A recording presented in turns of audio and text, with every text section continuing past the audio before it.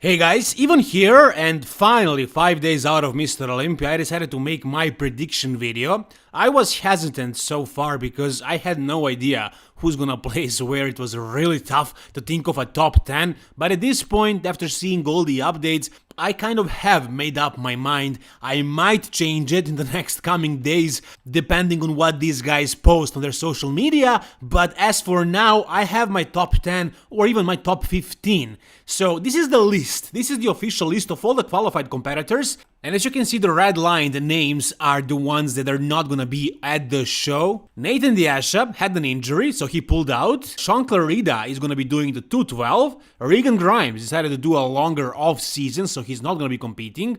Angel Calderon, I don't think he announced anything yet, so I didn't redline him because he did win a open show and he is qualified, but he's a 212 guy and he has a legit chance of winning that title, so he might do the 212 instead of the open. I think that's more likely scenario.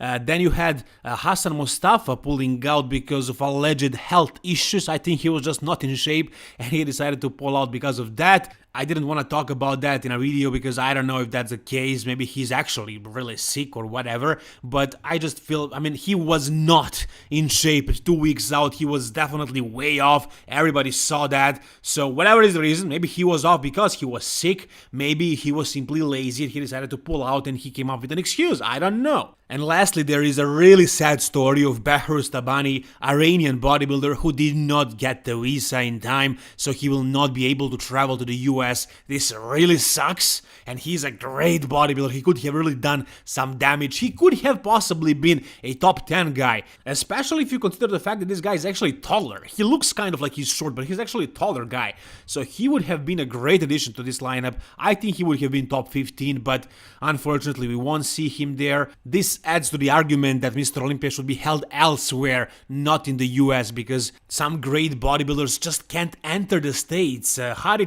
is from Iran too, and he wasn't able to travel to the US and compete, and look at how big, how important he is now. So it's really unfortunate for Behruz, but it is what it is. This is the list that we got. And before I tell you the order, I want to tell you my top 10. So the guys that I highlighted in yellow are my top 10. As you can see, Nick Walker, Big Ramy, Brandon Curry, Hadi Chopin, Hunter Labrada, Samson Dauda, William Bonek, Andrew Jack, Derek Lunsford, and Michal Krizo. And the guys highlighted in blue are gonna be right out of that top 10, possibly top 10, but not in my prediction at least.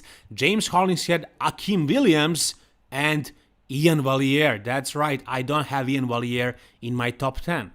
Here is the list from 2021, last year's Mr. Olympia, where Ian was 7th. And here are the highlighted guys that he beat. In 8th place, you had Justin Rodriguez, and you didn't see him in my list previously because he's qualified based on points. I forgot to include him, but yeah, he's also doing the Mr. Olympia, and he's looking great. He's going to be right out of that top 10. Then you had Akeem Williams, who was not on, he was off. And then the rest of the lineup, all these guys were pretty underwhelming, at least last year, like Mohamed Shaban, Rolly Winkler, who was a shadow of himself, James Hollingshead, who was completely, totally flat off. He was nowhere near what he looks like today. Hassan Mustafa, who was just fat. Patrick Moore, who is more meant for classic physique than for bodybuilding. Regan Grimes, who needs to work a lot more to be competitive in these lineups, and he's doing that right now. He has all the potential. And Andre Presti.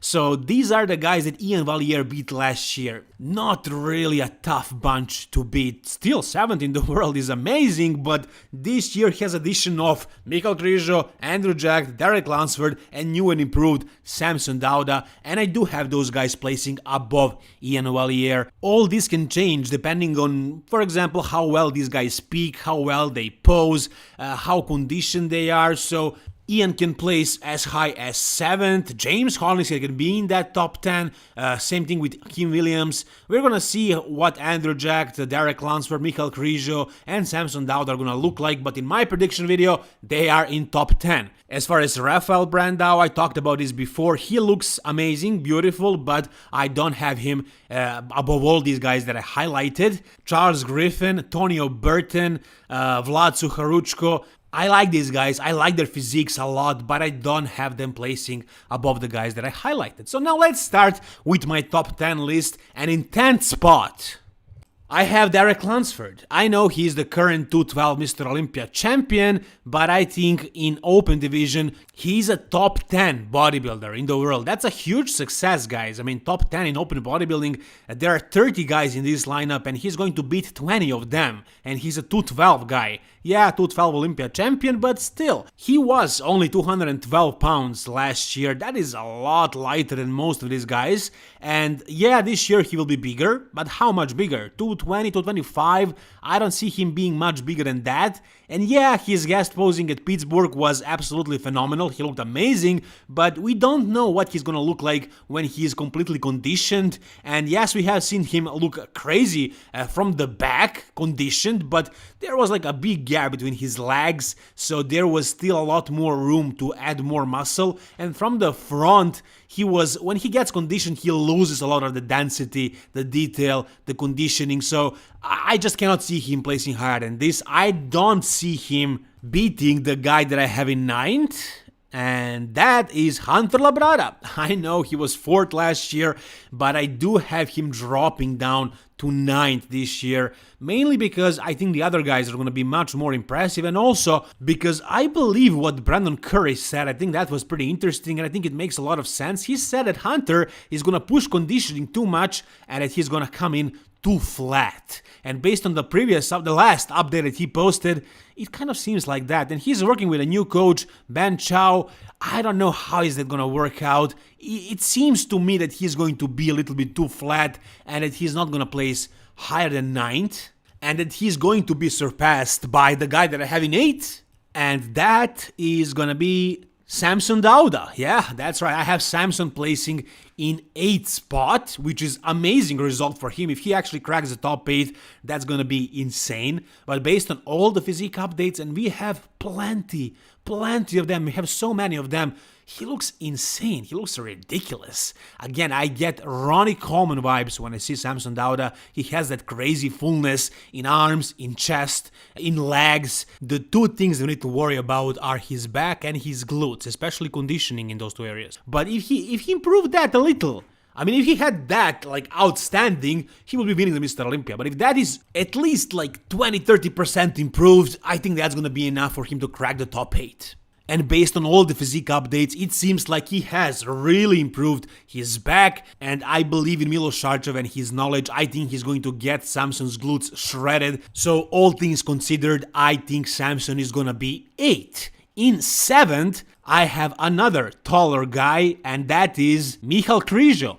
Now, if this was front part of the physique competition, if there was no back judged in this show, then I would have Michal Krizo winning this show. His front shot, especially his most muscular shots, are just so ridiculous. His chest is so thick, his arms are ridiculous, his shoulders are so freaky, he has full legs as well, and it looks like he's bringing crazy conditioning this year. It looks like his conditioning is going to be much better than we ever saw it so far, and that's enough for me to have him in my top 7.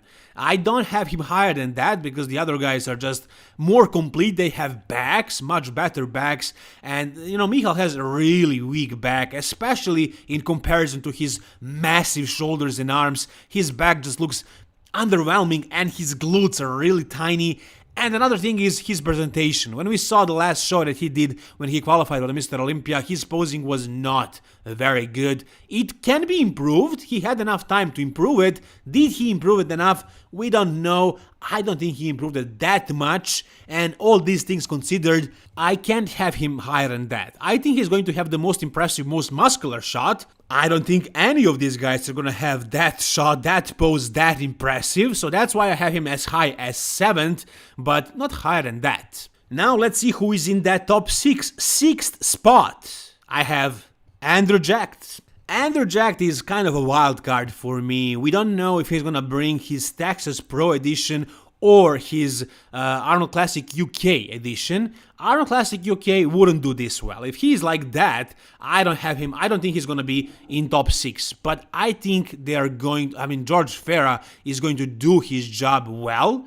And based on what I saw so far, I think Andrew is going to be on. And if he is as he was at Texas, with a little bit better conditioning, that's going to be a freaky package. Similar thing like with Mikhail Krizo, Andrew's back is not that good. And that's why I don't have him in my top 5 or top 3 or, potentially winning the Mr. Olympia. I think he has the potential to do all that, but as for now, based on his development, based on what we saw so far, and based on what we can expect in terms of peaking and conditioning and stuff like that, top 6 is pretty reasonable if you ask me. And now we enter the top 5. In my 5th spot, I have Hadi Choopan.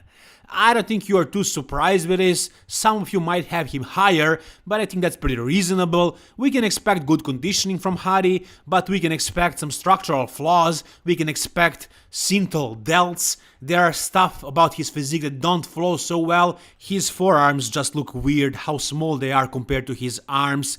His biceps look like oil as well. But he has some really good body parts, like his chest is super separated. He has crazy abs. His V taper is pretty amazing. His lats are popping like crazy. His legs are insane. So I think with his muscularity, with his thickness density, and with his conditioning that he pretty much always brings, he can beat all of these guys below him, all those 25 guys, but not the other guys, not the other 4 guys that I have in my top 4. So let's move on to 4th spot.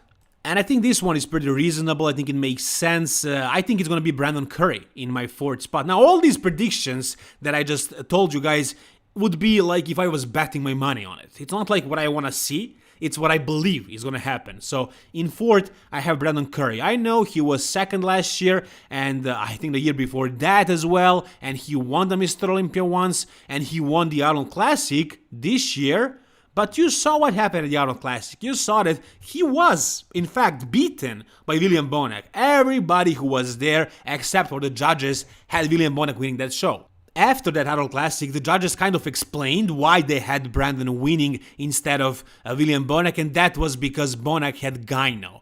And it was kind of close, but that gyno was the deciding factor. And later, William Bonac had a gyno surgery, and his legs are much improved now, and he actually gained a lot of muscle working with Chad Nichols. So I have Brandon Curry placing below William Bonac. Where do I have William Bonac? You're going to find out in a moment. But as far as Brandon Curry, why don't I have him placing much higher than 4th? Mainly because of legs, really. Everything else is spot on. His upper body is one of the best upper bodies of all time, if you ask me, but his legs are always very underwhelming, and he never really brought crazy conditioning. He has incredible shape, a lot of muscle, crazy 3D look, but because of legs and without crazy conditioning, I don't have him higher than 4th.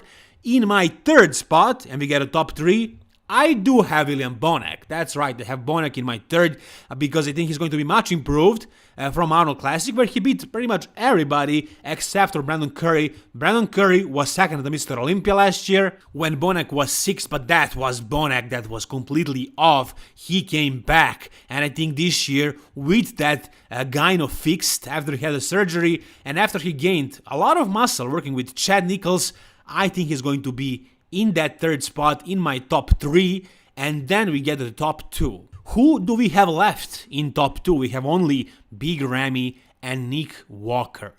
So most people, majority, like 90% of the people have Big Ramy winning this show. He won it last year, and he was a little bit off. Year before that, he was early on, and he was able to win again next year, actually last year, without being completely on. So it kind of makes sense. And this year, it seemed like he was working much harder than all the years before. It seemed like he maintained really good conditioning, and it seems like he's going to be big, like really big and really conditioned. So it does make sense to put him in 1st. However, we have Nick Walker, a young guy, who pretty much, whatever he said he's going to win something, he did do it. He said he's going to win the New York Pro, he won it. He said he's going to win the Arnold Classic, he won that. As far as the Mr. Olympia, he kind of did mention a couple of times that he was going to win 2021 Mr. Olympia, but then also he said that top 5 would be success for him. However, this year, he is very confident that he is going to win the show, and based on all the physique updates, it seems like he's really shredded, really peeled, really dry. Last year, he was 5th but he was 245 on stage. Right now, he's close to 260, guys, 260, at the height of 5'7", I think. So for a short guy like that, 260 with that conditioning, with that completeness, with those crazy legs, crazy hamstrings, crazy shredded glutes, improved back, massive arms, and with all that freak factor, I think Nick is going to prevail. So in Mr. Olympia tradition, in my first spot, I have Nick Walker. I think Nick Walker is going to win the Mr. Olympia this year. I don't think Big Ramy is capable of bringing the same condition that Nick is going to bring, and last year Big Ramy was 280. So the main reason why Big Ramy won the Mr. Olympia, why he is so dominant, is the size. And he is much taller than Nick Walker. Nick is much shorter and he's 260. So they are about the same size. And Nick Walker is way more conditioned than Big Ramy. Now we can talk about the structure. You might like one more than the other. You might dislike varicose veins that Nick Walker has. But I think all those things are not as important as the difference in conditioning. And I think the size is going to be pretty comparable. And I think Nick is just going to be more dominant because of conditioning, because of the detail. So in my opinion, Nick Walker is going to win the Mr. Olympia 2022. I think he's going to be the new Mr. Olympia, and I think he's going to stay at the top of that mountain for a while. He's a very young guy, and if he wins the Mr. Olympia at 28, you know, he can win a lot of Mr. Olympias, maybe even more than like Ronnie Coleman and Lee Haney. Maybe he's going to be the guy that finally breaks the record. I wouldn't be too surprised, but who knows? Anyways, for the Mr. Olympia 2022, I have Big Ramy dropping down to second, and I have Nick Walker winning the show. Whatever you guys think, tell me down below in the comment section. Make sure to give me your top 10 and tell me what you think about my top 10, or actually my top 13, because I also gave you the guys that are gonna be right out of that top 10. Whatever you guys think, please tell me down below in the comment section. Like this video if you enjoyed it, and for more content, more Mr. Olympia coverage, subscribe to this channel, guys. Thank you so much for watching. All the best and bye bye.